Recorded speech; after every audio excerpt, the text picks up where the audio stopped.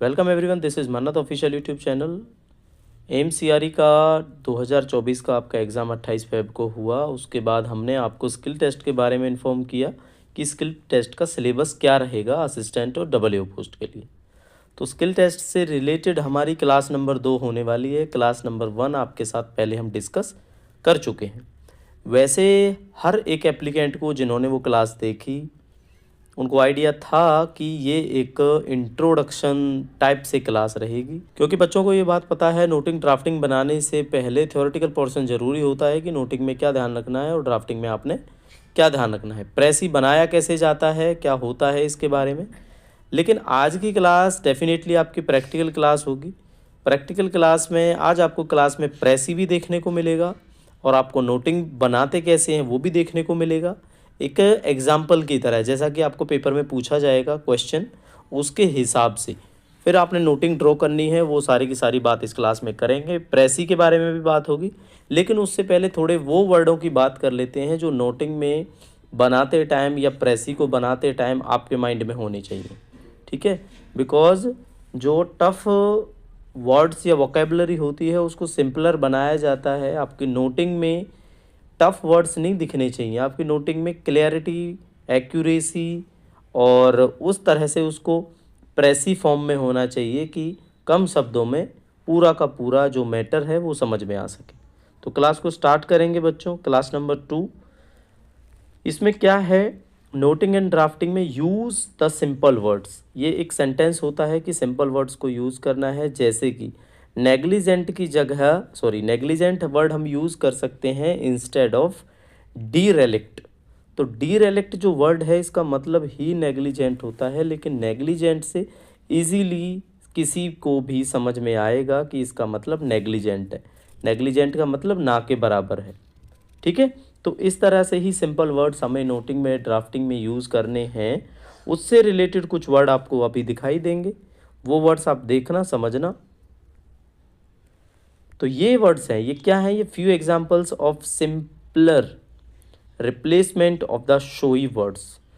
ठीक है, तो ये सिंपल रिप्लेसमेंट है या सिंपलर है, ये एक ई एक्स्ट्रा है बच्चों इसमें। ठीक है, एक ई ये है जो ये इसमें एक्स्ट्रा है, कोई बात नहीं। अभी देखो जैसे यूटिलाइजेशन वर्ड है, ठीक है, तो शोई ये वर्ड है यूटिलाइजेशन, लेकिन सिंपल हम इसको यूज़ कह सकते हैं। प्रोक्सिमो वर्ड यूज़ किया है हमने, लेकिन इसका मतलब नेक्स्ट मंथ होता है। क्या होता है, प्रोक्सिमो का मतलब नेक्स्ट मंथ होता है। ओविएट होता है आपका, ओविएट का मतलब होता है मेक अननेसेसरी, कुछ भी अननेसेसरी बनाना, अनावश्यक चीज़ें बनाना, उसको ओविएट बोलते हैं। मैंडेटरी वर्ड है, मैंडेटरी से क्लियरली, वैसे मैंडेटरी नो डाउट इतना ज़्यादा शोई वर्ड नहीं है, बट अगर शोई वर्ड यूज़ है तो आप रिक्वायर्ड वर्ड यूज़ करोगे। ठीक है, कॉन्स्टिट्यूट्स कोई वर्ड्स है तो उसको मेकअप बोलते हैं हम। हो गया आपका क्लियर। नेक्स्ट आप टेबल देखो, इसमें क्या है, कोगिटेट जो वर्ड है आपका, इसमें क्या है, इस वर्ड का सिंपल है यूज़। प्रोक्सिमो नेक्स्ट, अच्छा ये तो अभी बात कर चुके बच्चों हम, ये नेक्स्ट टेबल आपको दिखानी थी एग्जैक्टली। तो कोजिटेट का मतलब होता है थिंक अबाउट, कंपोनेंट का मतलब होता है पार्ट, पेन्यूमिलेट का मतलब होता है लास्ट बट वन, डेरेलेक्ट अभी बताया था, इसका मतलब होता है नेग्लिजेंट। तो ये वर्ड्स जो सिंपल वर्ड्स आपको दिखाए गए हैं, आप लोगों ने ये वर्ड यूज़ करने हैं। कौन से वर्ड यूज़ करने हैं, ये वर्ड यूज़ करने हैं। तो ये क्या है, ये आपको एक सिंपल, हमने 8-10 वर्ड बताए हैं। कहने का मतलब यही है, जब आप नोटिंग बनाओ तो उसमें सिंपल से सिंपल वर्ड यूज़ करो कि आप कहना क्या चाहते हो। ठीक है, ये आपके काम आएगा जब आपको आगे नोटिंग और प्रेसी के बारे में हम समझाएंगे, तो इजीली आप समझ पाओगे। चलो, अच्छा बच्चों, फर्स्ट टाइम जो व्यूअर हैं चैनल को सब्सक्राइब करें और कमेंट सेक्शन में बताना है। वैसे हम कोशिश करेंगे कि बच्चों को लगता था कि इसमें थ्योरेटिकली ना पढ़ाएं, एग्जाम्पल के साथ पढ़ाएं या प्रैक्टिस क्वेश्चंस कराएं, लेकिन क्लास नंबर 1 थ्योरेटिकल इसलिए थी, थ्योरेटिकल समझना ज़रूरी था। बाकी नोटिंग ड्राफ्टिंग और प्रेसी के लिए कोई थ्योरेटिकल चीज़ें थोड़ी होती हैं। आप एग्जाम्पल्स हम देंगे या फिर कोई एक्सरसाइज आपको मिलेगी, आप उसमें से नोटिंग बनाओगे या ड्राफ्टिंग करोगे या प्रेसी बनाओगे, तो उस हिसाब से ही आप प्रैक्टिस कर पाओगे एम्स के जो स्किल टेस्ट की। तो डेफिनेटली ये आपके अब जो भी क्लासें होंगी आपको एक तरह से प्रैक्टिकल ही हम करवाएंगे। तो ये फर्स्ट प्रैक्टिस एक्सरसाइज है जो आपने प्रेसी के लिए नोट करना है, ठीक है। तो थोड़ी देर के लिए आप इसको पढ़ो, फिर आपको समझ में आएगा, क्योंकि प्रेसी का सिंपल सा फंडा होता है, एक्सरसाइज को एक बार पढ़ो, दूसरी बार उसको समझो, तीसरी बार उसमें से कुछ लाइनें जो हैं पॉइंट टू रिमेंबर उनको नोट करो। तो उसके बाद क्या कर पाओगे, जो आपने मेन इंपॉर्टेंट पॉइंट्स को नोट किया है वो आपके प्रेसी की फॉर्म में नोट हो जाएंगे और आपका प्रेसी बन जाएगा। लेकिन बच्चों प्रेसी में आपने ध्यान क्या रखना होता है, प्रेसी में बच्चों आपने याद रखना होता है, अगर 200 वर्ड्स का प्रेसी है आपका, कितने वर्ड्स का, 200 का, तो कम से कम 1/3 या 1/4 इसको शॉर्ट करने को बोला जाता है। तो आपको कहेगा या तो 50 कहेगा या 60 शब्द कहेगा कि भाई 50 से 60 शब्दों में इसको आप वो करो, प्रेसी करो, छोटा करो। तो उस हिसाब से ही आपने करना है उसको। तो देखो पैसेज को पढ़ो, we should face fact as they exist, we are multilingual, it is true and very poor country too. ये वाली लाइन, इस लाइन का मतलब है हमें हमेशा ध्यान रखना चाहिए कि हम कहाँ लाई करते हैं। हम मल्टीलिंगुअल हैं ये सही है, लेकिन पुअर कंट्री भी हैं, ये डिपेंड करता है, अभी किसी भी कंट्री की बात कर रहा होगा, ठीक है। The fear of getting employment and not getting employment springs out of that poverty of ours। इसका मतलब ये होता है कि किसको रोज़गार मिलेगा, किसको रोज़गार नहीं मिलेगा, ये चीज़ें आपके जो पावर्टी से निकल के आती हैं। नेक्स्ट पढ़ो, but once we took courage in both our hand and begin to work poverty would vanish. बच्चों वैनिश का मतलब होता है ख़त्म होना। अगर हम साहस कर लें, दोनों हाथों से हम वर्क करना शुरू करें, यानी अपने हाथों से वर्क करना शुरू करें, तो पावर्टी है एक दिन ख़त्म हो जाएगी। And then those languages which have created a narrow regional spirit instead of being the curse they seem to us today would function as magnificent vehicle of the mode of living and thought है या दो है ये, and thought that we have developed, दो होगा ये, ठीक है। तो let us that day down very soon. इसका मतलब ये है कि जो लैंग्वेजेस हैं वो हमें बैरियर्स लग रहे थे उस टाइम पे, लेकिन इनसे क्या होगा, एक दिन के बाद जब हम प्रैक्टिस करना मतलब बहुत हम वर्क करना स्टार्ट कर देंगे, तो जो हमारी लैंग्वेजेस हैं जिन्होंने एक नैरो रीज़न अपना बनाया हुआ था, तो वो हमारे लिए एक अभिशाप नहीं रहेंगे, वो एक फंक्शन करेंगे हमारे लिए vehicles of the mode of living. Mode of living यानी कि जो जीवन के लिए जो चीज़ें ज़रूरी हैं और जो चीज़ें डेवलप होंगी उनके लिए वो काम करेंगे। जब हम काम करना स्टार्ट कर देंगे तब की बात है, ठीक है। तो our regional language as the medium of instruction can facilitate the process of education. तो सीधी सी बात यही है, कोई भी रीजनल लैंग्वेज है वो हमारा प्रोसेस ऑफ एजुकेशन में मीडियम की तरह काम करता है, ठीक है। It help the child to learn with ease, ये बच्चे को हेल्प करता है कि वो अच्छे से सीख पाए और अपने इंटरेस्ट के हिसाब से। क्यों? क्योंकि देखो रीजनल लैंग्वेज, आप महाराष्ट्र में रहते हो तो ऑब्वियसली आपकी रीजनल लैंग्वेज मराठी है, तो मराठी में अगर आप बोलते हो तो वो बच्चे के लिए कन्वीनियंट होगा उसको पढ़ना और उसमें इंटरेस्ट लेना, ठीक है। But if it is thrust, ये 2 होगा बच्चों है, और रह गया, an unwilling minority use to another allied language it can vitiate the very process of education. तो सीधी सी बात है, अगर आप कोई अनविलिंग माइनॉरिटी यूज़ कर लेते हो, माइनॉरिटी मतलब जो लैंग्वेज कम टाइम के लिए यूज़ होती है, क्योंकि आप तो महाराष्ट्र में मराठी की बात है, अगर हिंदी में पढ़ने की बात वो सोचने लगे तो उनके लिए वो प्रोसेस ऑफ एजुकेशन में दिक्कत आएगी, ठीक है। It is suppose to help and would create difficulties of socio political nature. तो सीधी सी बात है, ये हेल्प तो करेगी बट एक डिफ़िकल्टी भी प्रोवाइड करेगी आपको सामाजिक और राजनीतिक तौर पर। तो सीधा सीधा इसमें देख के क्या पता लगा, अब वो पॉइंट्स ही समझने हैं आपने। तो डेफिनेटली आपको समझ में आया होगा कि एक तो हम मल्टीलिंगुअल हैं और पुअर कंट्री हैं, कर लिया नोट। एक ये है कि once we wipe out the poverty या वैनिश, यहाँ पे वैनिश लिखा हुआ था तो वैनिश को हमने वाइप आउट से चेंज कर दिया। The languages can be a great asset to us. तो सीधी सी बात यही है, एक बार अगर हम गरीबी से बाहर निकल गए तो लैंग्वेज हमारे लिए बैरियर का काम नहीं करेंगे, लैंग्वेज तो हमारे लिए एक एसेट का काम करेंगे, ठीक है। Regional languages enable to child to learn with ease and interest. तो ये इंपॉर्टेंट बात थी। तो 3 ये लाइनें हुई, एक लाइन आप और भी ऐड कर सकते हो जो पैसेज के एंड में आपको देखने को मिली, ठीक है। तो ये 4 लाइनों में हमने क्या कर दिया, इसको ब्रीफ कर दिया, तो इसको प्रेसी कर दिया। ये बच्चों प्रेसी लिखना है, ठीक है, ये प्रिसाइज हो गया है। क्लियर। चलो अब देखते हैं इसका प्रेसी क्या बनेगा। तो इसका प्रेसी बनेगा आर कंट्री, कि भाई हमारी कंट्री भले ही poor yet many languages, poor है भले ही बट उसमें मैनी लैंग्वेजेस हैं। If the with the effort and dedication we are able to wipe out poverty, अगर हम पॉवर्टी को, ये आ गया ना वही वर्ड कि वाइप आउट करेंगे, तो दीज लैंग्वेजेस हमारे लिए ग्रेट एसेट का काम करेंगी। रीजनल लैंग्वेज हेल्प करती है बच्चे को इजीली सीखने के लिए। तो it is only when language is forced upon the people they cheek the very process of education. तो सीधी सी बात है, अगर लैंग्वेज जो है वो पीपल्स पे अगर फोर्स की जाती है तो वो प्रोसेस ऑफ एजुकेशन को रोकती है। हो गया ना ये क्लियर। तो इस प्रेसी को हमने 60 शब्दों में कर दिया। बाकी जो हमने पीछे पैसेज पढ़ी वो पैसेज हमारी 200 वर्ड्स में हमें देखने को मिली थी। तो अगर टाइटल भी लिखना होता है प्रेसी के साथ तो टाइटल क्या हो सकता है। मल्टी लैंग्वेजेस की बात है, पावर्टी की बात है, तो उसके हिसाब से एक तो ये हो सकता है एजुकेशन एंड रीजनल लैंग्वेज। ठीक है भाई, एजुकेशन और रीजनल लैंग्वेज का आपस में क्या कनेक्शन है, एक तो ये हो सकता है। दूसरा क्या हो सकता है, दूसरा हो सकता है मल्टीलिंगुअल स्टेट, एक ब्लेसिंग है। मल्टीलिंगुअल स्टेट होना भी एक ब्लेसिंग है, ऐसे भी लिख सकते हैं। बाकी वेरी बेस्ट रहेगा एजुकेशन एंड रीजनल लैंग्वेजेस। तो ये क्या हुआ, ये हमने केवल पैसेज आपके साथ एक बार में पढ़ी, आपने इसको 2 बार पढ़ना है, 2 बार में पॉइंट्स उसके बाद आपने नोट करने। पहली बार पढ़ते टाइम पॉइंट नोट मत करना, पहली बार समझना कि थीम क्या है उस पैसेज की। पैसेज की जब आप थीम को समझ लोगे कि भाई ये तो है रीजनल लैंग्वेज और एजुकेशन की बात करता है, तो आप नेक्स्ट टाइम क्या करोगे, उसकी चीज़ों को नोट कर लोगे। कौन कौन सी चीज़ों को नोट कर लोगे, इन चीज़ों को नोट कर लोगे जो आपने नोट करने। नोट करने के बाद इनको बस एक सेंटेंस में पिरो दो। तो सेंटेंस में आप पिरो दोगे यानी कि पैराग्राफ आप बना दोगे इसका, तो आपके प्रेसी का काम हो जाएगा। तो बच्चों अभी तक जितनी आपने वीडियो देखी, अब आपको प्रेसी के बारे में क्या इन्फॉर्मेशन मिली, इन्फॉर्मेटिव रही वीडियो नहीं रही, वो आप लाइक करके हमें बता सकते हैं, कमेंट करके भी बता सकते हैं। ठीक है, तो क्लास को भी ख़त्म करें यहीं पे या आगे भी कंटिन्यू करना है। ऑब्वियसली कंटिन्यू करना है क्योंकि अभी हमने केवल आपको प्रेसी कराया है।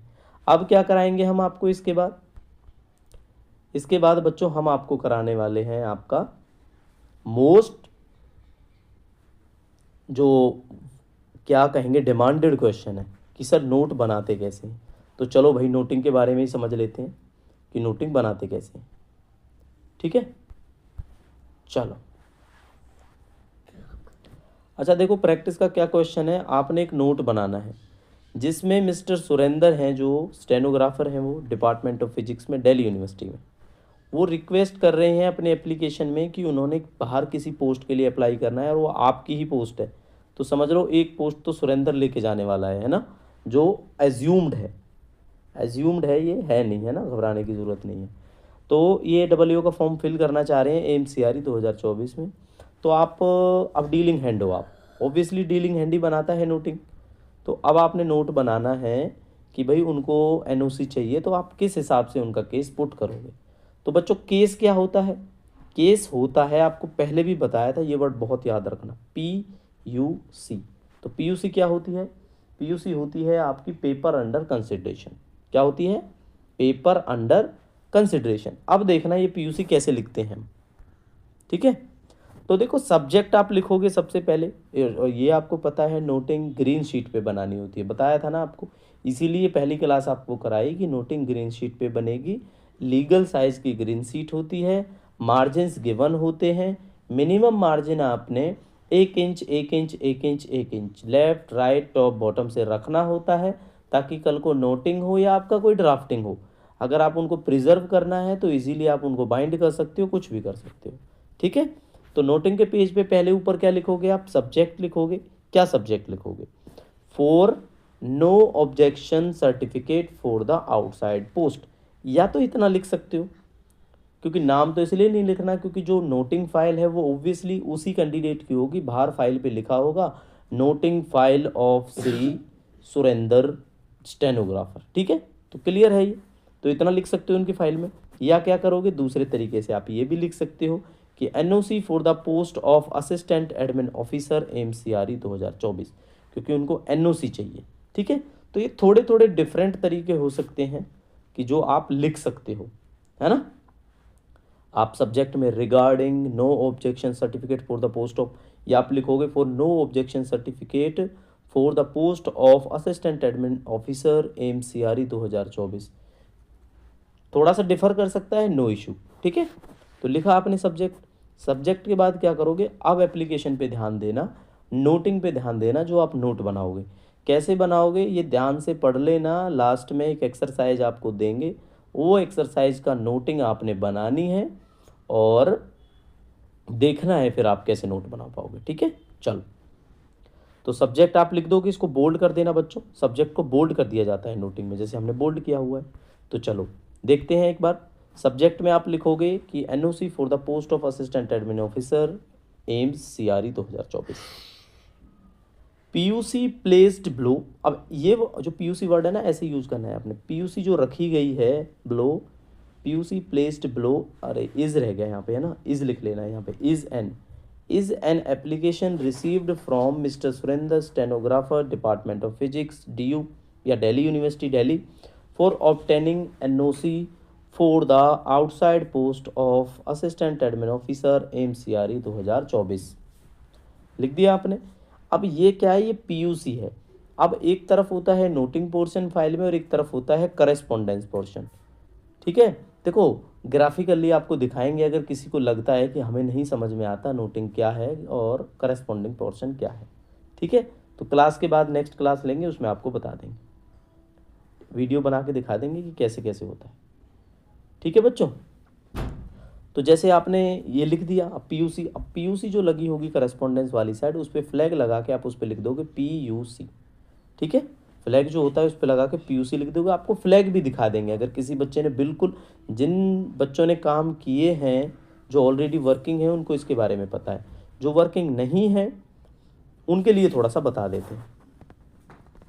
नेक्स्ट लाइन में क्या लिखोगे, अब नेक्स्ट लाइन आ जाएगी बच्चों हमारी कि हमने कोई रेफरेंस। अब रेफरेंस क्या है, अब आप सबको पता है, आपने डब्ल्यू की तैयारी करी है, असिस्टेंट की तैयारी करी है, कि कोई भी गवर्नमेंट एम्प्लॉय, अब ये मैं आपको वैसे बता देता हूँ कि अगर ये प्रोबेशन में होता तो सीन दूसरा होता। अगर ये अब परमानेंट है, परमानेंट क्या, प्रोबेशन इनका ख़त्म हो चुका। मैं आपको वैसे बता देता हूँ, जो हमने ये एग्जाम्पल बनाया है इसके हिसाब से इनका ख़त्म हो चुका है। तो अब ये अप्लाई कर रहे हैं, तो ऑब्वियसली आपको पता होना चाहिए कि गवर्नमेंट सर्वेंट को कितने मौके मिलते हैं एक साल में फॉर्म भरने के। केवल 4 अपॉर्चुनिटीज़ मिलती हैं। ये कहाँ मेंशन्ड है, तो ये हमारा डीओपीटी का ऑफिस मेमोरेंडम है 1669271204071, जो 24 नवंबर 2022 को ऑफिस मेमोरेंडम आता है। उसमें एक पैरा है 3B। अब 3B समझाएंगे आपको क्या होता है। आप लिख दो उस चीज़ को कि बच्चों 3B में क्या मेंशन्ड है, कि जो application from permanent government servant, both permanent non-scientific non-technical employee as well as permanent scientific and technical employees, चाहे आप टेक्निकल हो चाहे आप नॉन टेक्निकल, नो कोई फ़र्क नहीं पड़ता, बट परमानेंट होने चाहिए। Could be given 4 opportunities in a year. Year कौन सा, कैलेंडर ईयर या जो आपका बजट ईयर होता है, नॉट फाइनेंशियल ईयर होता है, ये आपका कैलेंडर ईयर है। To apply for the outside post, except whether withholding of an application is considered by the competent authority to be justified in the public interest. A permanent government servant can't justify complaint of hardship or harsh treatment if this his application for any post or employed is withheld. सीधी सी बात यही है कि 4 तो दी जाएंगी opportunity, लेकिन अगर कोई competent authority रोकना चाहे, कोई विजिलेंस क्लियरेंस आपकी नहीं है, कोई आपकी कंप्लेंट्स हैं, तो रोक सकती है, उसमें आप कुछ नहीं कर सकते। क्लियर, तो 4 अपॉर्चुनिटीज़ दी जाने वाली हैं। तो जब 4 अपॉर्चुनिटीज़ दी जाने वाली हैं तो इसको कर देंगे हम बच्चों, यहाँ पे ऐसे लिखना होता है अनेक्शर 1, और ये हमेशा रोमन्स में लिखे जाते हैं, 1 2 3 इस हिसाब से लिखे जाते हैं, 4 ऐसे लिखा जाता है। लिख दिया आपने, ये एनेक्शर 1 हो गया। अब इसके हिसाब से हम उसको अपॉर्चुनिटी दे रहे हैं। तो सबसे पहले हमने देखना है कि अब जो वो फॉर्म अप्लाई कर रहे हैं वो उनका पहला एप्लीकेशन है, दूसरा है, तीसरा है या चौथा है। तो हमने जो इसमें मेंशन किया है इस हिसाब से, इन व्यू ऑफ द अबव, ये वर्ड लिखना है इसके हिसाब से। किसके हिसाब से, इसके हिसाब से। Mister Surender is eligible to apply outside post as it is second opportunity for him in a calendar year. तो हमने ये कह दिया कि भाई एक एनओसी ये ले चुके हैं और अब है जो ये एनओसी वो उनकी सेकेंड एनओसी है। ठीक है, तो as per the delegation of power, powers लिख दो बच्चों, या तो अगर जो एक ऑफिस ऑर्डर आपके इस्टेब्लिशमेंट में निकलता है जिसमें पावर्स को डेलीगेट कर दिया जाता है कि भाई एनओसी आप दोगे, अर्न लीव आप सेंक्शन करोगे ग्रुप के हिसाब से, पासपोर्ट के लिए परमिशन आप दोगे, तो ये सारी चीज़ें होती है, स्टडी लीव के लिए आप दोगे, तो डेलीगेशन ऑफ पावर्स के हिसाब से लिख दो। तो ऑफिस ऑर्डर का आप नंबर लिखोगे कि भाई इस ऑर्डर के तहत इस डेट पे जो ऑर्डर निकला था हम इसको एनओसी दे सकते हैं, और वो जो एनओसी देने की पावर है वो इस delegated to assistant admin officer, वो डबल एओ को दी गई है, और ऑब्वियसली ये डबल एओ तक ही होती है। ग्रुप सी ग्रुप बी भी आ जाता है कि असिस्टेंट जब आप डबल एओ बनोगे तो आपको ये अथॉरिटीज़ हैं जो मिलेंगी, ठीक है, इस्टेब्लिशमेंट, तो उनको ये दी गई है। ये हमने लगा दिया एनेक्सर 2। अब जो आप दूसरा एनेक्सर लगा के उस पर फ्लैगिंग कर दोगे एनेक्सर 2, उसमें डेलीगेशन ऑफ पावर्स मेंशन होंगी, और पहले एनेक्सर में मेंशन होगा आपका ऑफिस मेमोरेंडम 2024 वाला, जो फॉरवर्डिंग ऑफ एप्लीकेशन के नाम से आया था कि एप्लीकेशन को फॉरवर्ड गवर्नमेंट की कैसे करना है।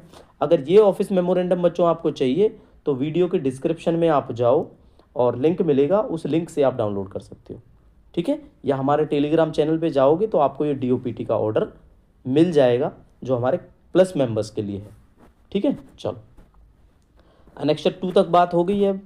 अब देखो क्या है 2 के बाद अब आएगा नेक्स्ट आपका, अब हम छोटी सी लाइन लिखेंगे, उसके अलग अलग तरीके हो सकते हैं। नेक्स्ट एप्लीकेशन हम दिखाएंगे आपको, उसमें थोड़ा सा हम भी चेंज करके दिखाएंगे।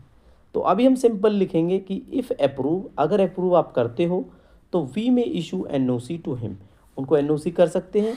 अब फेयर ड्राफ्ट या डीएफए, देखो फेयर ड्राफ्ट होता है कि बिल्कुल हमने बना के रखी है उनकी एनओसी, अगर आप अप्रूवल देते हो तो आप ड्राफ्ट भी देख लो, आप हम साइन कर देते हैं, मतलब हम उसको एनओसी दे देंगे।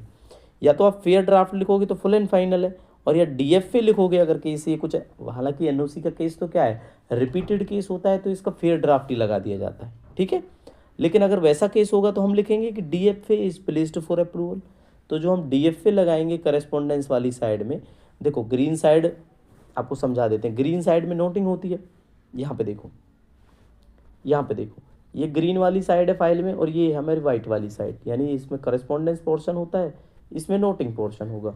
तो करेस्पॉन्डेंस पोर्शन में उन पेजों को लगा के आप उस पर लिख दोगे एनेक्सर 1, एक पे लिख दोगे पीयूसी, एक पे लिख दोगे एनेक्सर 2, एक पे लिख दोगे आप डीएफए, ठीक है। डीएफए लिखो ना लिखो, वो डीएफए साथ में प्लेस होता है, तो अपने आप जो आपके ऑफिसर हैं वो देख लेते हैं, ठीक है। तो ये एक बेसिक आपको आइडिया दिया, आपके पास भी इससे बेटर ऑप्शन हो सकता है। अगर आप ऑलरेडी वर्किंग हैं, एस्टेब्लिशमेंट में जॉब करते हैं, तो शायद आप बना पाओगे हमसे भी ज़्यादा बेटर, ठीक है। तो अगर आपके पास कोई इस तरह का फॉर्मेट है एनओसी के लिए, तो अगर शेयर करना चाहते हैं तो हमारी ईमेल आईडी आपको पता है, mannatofficial14@gmail.com, आप उस पर हमें शेयर कर सकते हो, ठीक है बच्चों। चलो नेक्स्ट अब आपको समझाएं, नेक्स्ट आपको समझाएंगे, यहाँ पे लिखेंगे हम सबमिटेड प्लीज़, कि भाई अब हमने इसको केस को सबमिट कर दिया है। तो सबमिट करने के बाद अब हमने स्टैंप बनानी होती है। स्टैंप कैसे, जहाँ पे यहाँ पे डीलिंग हैंड साइन कर देगा, तो जैसे डीलिंग हैंड जो भी है, डीलिंग हैंड ने मान लो अपने साइन कर दिए तो हो गया पुट। उसके बाद जो भी आपका प्रोविज़न है, आपके कोई ये तो मान लो अगर ये एलडीसी है तो यहाँ यूडीसी है कोई, या यहाँ पे कोई असिस्टेंट है तो वो साइन कर देगा। उसके बाद थर्ड पे आप नीचे लिख दोगे, नेक्स्ट एग्जांपल्स में हम आपको दिखा देंगे वो, है ना, स्पेस का देख रहे होंगे आप स्लाइड में, तो ऐसी दिक्कत रहती है थोड़ी सी। यहाँ पे आपने लिख दोगे डबल एओ, क्योंकि डबल एओ अथॉरिटी है, अगर इसकी डबल एओ तो डबल एओ यहाँ पे साइन। जैसे ही ये साइन हो जाएगा आपका, ठीक है, जैसे ही आपका ये साइन हो जाता है तब आप समझ लेना कि अब जो एनओसी है आप उसको दोगे। डीएफए है या आपका फेयर ड्राफ्ट है, वो अपने ऑफिसर जो भी कंसर्न है, डबल एओ तक की अथॉरिटी होती है, वो साइन कर देंगे और आप उनको दे दोगे। तो हो गया आपका, प्रॉब्लम सॉल्व हुई। अब होमवर्क का क्वेश्चन भी ले लो, ठीक है। क्लास को लाइक करके ज़रूर जाना, तभी क्लास मिलेगी, क्योंकि ट्यूटर का मोरल अप रहेगा तो थोड़ा सा ज़्यादा सोच पाएगा बच्चों के लिए, ठीक है। चलो, make a note to sanction earned leave from 10 March 2025 से 16 March 2025 to mister Rohit, W accounts department, AIIMS New Delhi. अब सोचो आप डब्ल्यू बन गए हो, कोई रोहित नाम से है, अकाउंट में है, छुट्टी लेना चाहता है, अर्नड लीव।